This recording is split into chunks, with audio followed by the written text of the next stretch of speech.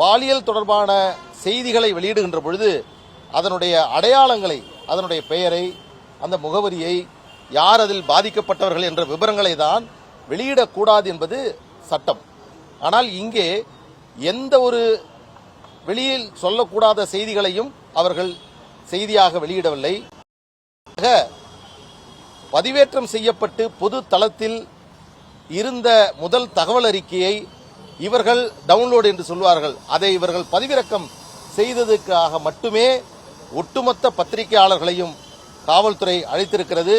இது அடிப்படையிலேயே தவறானது.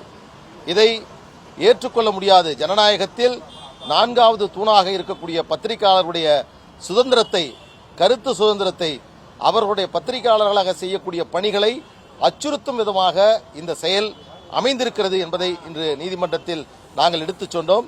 இந்த வழக்கு வாதத்தில் அரசு தரப்பில் சார்பில் ஆஜரான வழக்கறிஞரை பார்த்து நீதிபதி அவர்கள், இதில் துவக்கத்தில் இந்த எஃப்ஐஆர் முதல் தகவல் அறிக்கை பதிவேற்றம் செய்யப்பட்டதற்கு காரணமானவர் யார் என்பதை கண்டறிந்தீர்களா?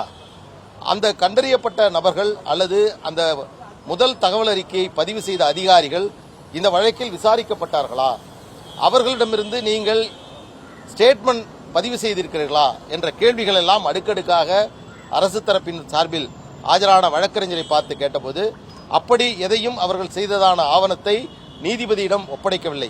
அப்படி இருக்கின்ற பொழுது பதிவேற்றம் செய்யப்பட்டதற்கு காரணம் காவல்துறை மற்றும் உங்களுடைய தொழில்நுட்ப பிரிவு. அப்படி இருக்கின்ற பொழுது பொது தளத்தில் எல்லோரும் பார்க்கக்கூடிய வகையில் இருக்கக்கூடிய முதல் தகவல் அறிக்கையை பத்திரிகையாளர்கள் பதிவிறக்கம் செய்துவிட்டார்கள் என்பதற்காக அவர்களை அழைத்து துன்புறுத்துவது என்பதை எப்படி ஏற்றுக்கொள்ள முடியும்? இது அடிப்படையிலேயே தவறானது என்று நீதிபதி அவர்கள் தெரிவித்து எங்களுடைய அனைத்து வழக்கறிஞருடைய வாதங்களையும் கேட்டு அதற்கு பிறகு விரிவான தீர்ப்பை வழங்குவதாக தெரிவித்து, இதுபோன்று பத்திரிகையாளர்களை அச்சுறுத்துவது என்பதை ஏற்றுக்கொள்ள முடியாது. சட்டவிரோதமாக எந்த நீதிமன்றத்தினுடைய உத்தரவும் இல்லாமல் பத்திரிகையாளருடைய செல்போன்கள் பறிமுதல் செய்யப்பட்டதையும் ஏற்றுக்கொள்ள முடியாது. அவற்றையெல்லாம் காவல்துறை திரும்பி ஒப்படைக்க வேண்டும் என்று நீதிமன்றம் இன்றைக்கு தெரிவித்திருக்கிறது. இதனுடைய தீர்ப்பை அவர் ஒத்திவைத்திருக்கிறார். விரிவான தீர்ப்பை வழங்குவதாக தெரிவித்திருக்கிறார். நீதிமன்றத்தில் இங்கே இந்த அண்ணா பல்கலைக்கழகம் தொடர்பாக அந்த செய்திகளை வெளியிட்ட பத்திரிகையாளர்கள், குறிப்பாக அந்த கிரைம் ரிப்போர்ட்டர்ஸ், இவர்கள் மீது காவல்துறை நடந்து கொண்ட விதத்தை நீதிமன்றத்தில் எடுத்து சொல்லியிருக்கிறோம். நீதிமன்றம் இதில் தேவையில்லாமல் பத்திரிகையாளர்களை நீங்கள் அச்சுறுத்தியிருக்கிறீர்கள், இது தேவையற்றது. முதலில் இந்த முதல் தகவல் அறிக்கை பதிவேற்றம் செய்யப்பட்டது யாரால் இது செல்லப்பட்டது, அதற்கு காரணம் என்பதெல்லாம் கண்டறிந்து அதற்கு பிறகுதான் அடுத்த நிலைக்கு இவர்களை அழைத்திருக்க வேண்டும். ஏனென்றால் அதை செய்ய தவிர்த்துவிட்டு பத்திரிகையாளர்களை மட்டும் அழைத்திருக்கிறார்கள். இன்னொரு கேள்வியும் நீதிபதி கேட்டார்.